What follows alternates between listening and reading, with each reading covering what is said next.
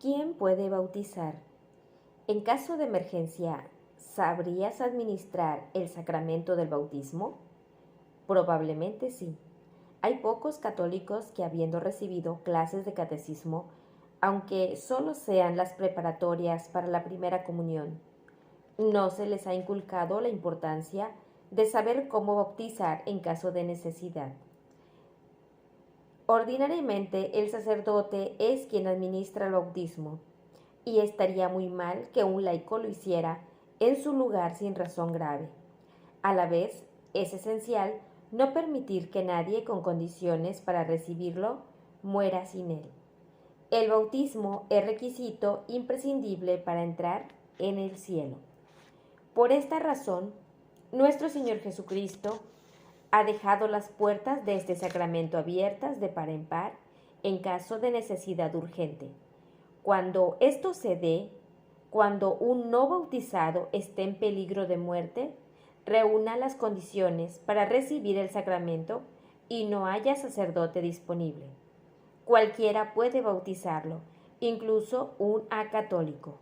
Incluso un ateo puede administrar válidamente el bautismo, con tal que tenga intención al menos de hacer lo que hace la Iglesia en esta ceremonia y emplee la forma correctamente.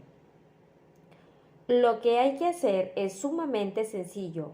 Basta con derramar agua del grifo sobre la frente del bautizado y pronunciar al mismo tiempo audiblemente mientras el agua corre las palabras de yo te bautizo en el nombre del Padre y del Hijo y del Espíritu Santo.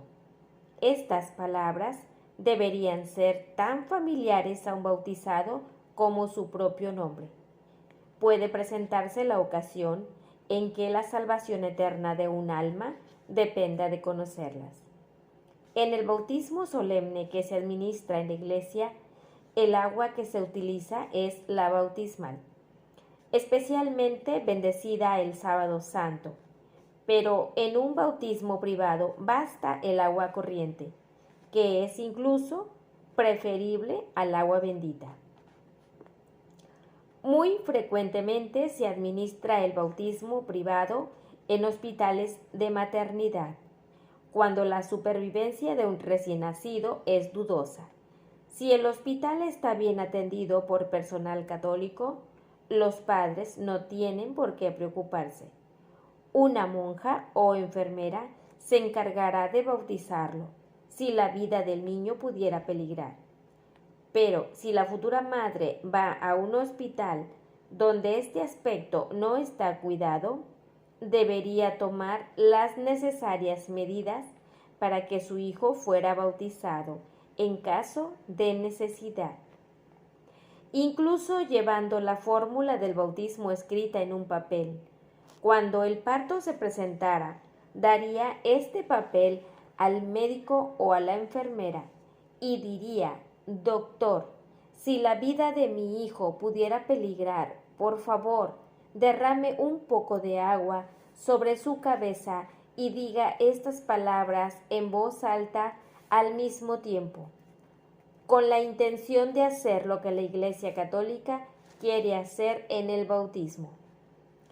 Si estando en casa el niño se pusiera repentinamente enfermo antes de ser bautizado, cualquier miembro de la familia puede y debe bautizarlo. El asidero a la vida que un bebé tiene es demasiado frágil y a veces el margen entre la vida o la muerte demasiado tenue. En tal caso, no hay que esperar al sacerdote. El bautismo tendrá la misma eficacia, independientemente de quien lo administre, y habrá que bautizar incondicionalmente, es decir, sin restricciones o condiciones. Tanto si vive como si no, el niño ha sido bautizado y no podrá repetirse. Sin embargo, si el niño bautizado privadamente sobrevive, deberá darse noticia del bautismo al párroco, la fecha y quién lo administró, para que pueda ser inscrito en el registro bautismal. Recordemos que este niño necesitará más adelante un certificado de bautismo para poder hacer la primera comunión y recibir los demás sacramentos. Cuando el niño se recupere, los padres deberán arreglar con el párroco la administración de las restantes ceremonias del rito bautismal. Tendrán que llevarlo a la iglesia en la fecha concertada para recibir los ritos del bautismo solemne, excepto la infusión del agua, a no ser que haya motivos para sospechar que antes no se hizo adecuadamente. Cuando se bautiza a un niño en privado, es conveniente que tenga padrinos, al menos uno de ellos, y es oportuno proporcionárselos, quizá entre los vecinos o parientes que estén disponibles. Lo único que se requiere es que tengan intención de serlo y tocar al niño mientras se derrama el agua. En casos así, la misma pareja, si les fuera posible, debería ir a la iglesia acompañando al niño para la administración de las restantes ceremonias. No obstante, en la práctica, raras veces se puede conseguir padrinos para un bautismo privado, especialmente en los hospitales. En este caso pueden actuar de padrinos suplentes cualquier pareja a quien se lo pidan los padres. Un punto de menor importancia que conviene hacer notar es que son solamente los padrinos que asisten al bautismo propiamente dicho, bien personalmente, bien por representación, los que contraen una espiritual relación con el niño. Aquellos que ocupan su lugar en la ceremonia no la adquieren. Es poco probable que se nos presente la ocasión de administrar privadamente el bautismo a un adulto, pero bien pudiera ser. Un posible converso pudiera caer gravemente enfermo antes de ser recibido en la iglesia. O un amigo no bautizado pudiera expresar su deseo de ser bautizado en el lecho de muerte y tener la fe necesaria para ello. Fe en la Santísima Trinidad que premia a los justos y castiga a los pecadores, y en Jesucristo como Hijo de Dios y Redentor nuestro, y la voluntad de aceptar todo lo que la Iglesia Católica enseña.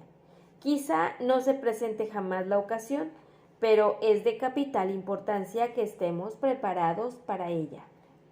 Si el bautismo es absolutamente necesario para ir al cielo, y lo es, ¿qué pasa con toda la gente que muere sin la oportunidad de recibirlo y que quizá ni siquiera ha oído hablar de él?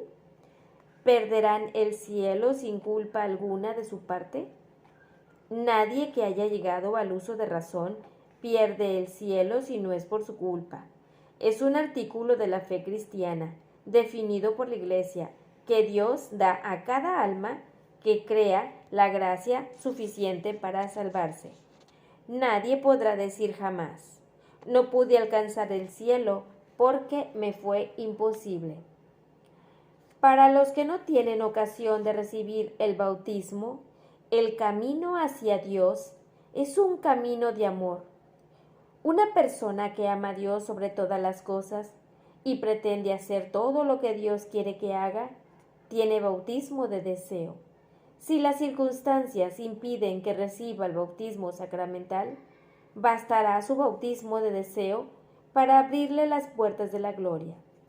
Igual que el supremo amor de Dios perdona todos los pecados, incluso mortales, al alma que no puede acudir a la confesión, el supremo amor de Dios borrará todos los pecados, tanto el original como los actuales. El alma que no puede recibir el bautismo. Cuando alguien que ama a Dios conoce el bautismo y desea recibirlo, llamamos a esa disposición bautismo de deseo explícito. Cuando alguien que desconoce el bautismo ama a Dios y quiere hacer su voluntad en todo, posee bautismo de deseo implícito.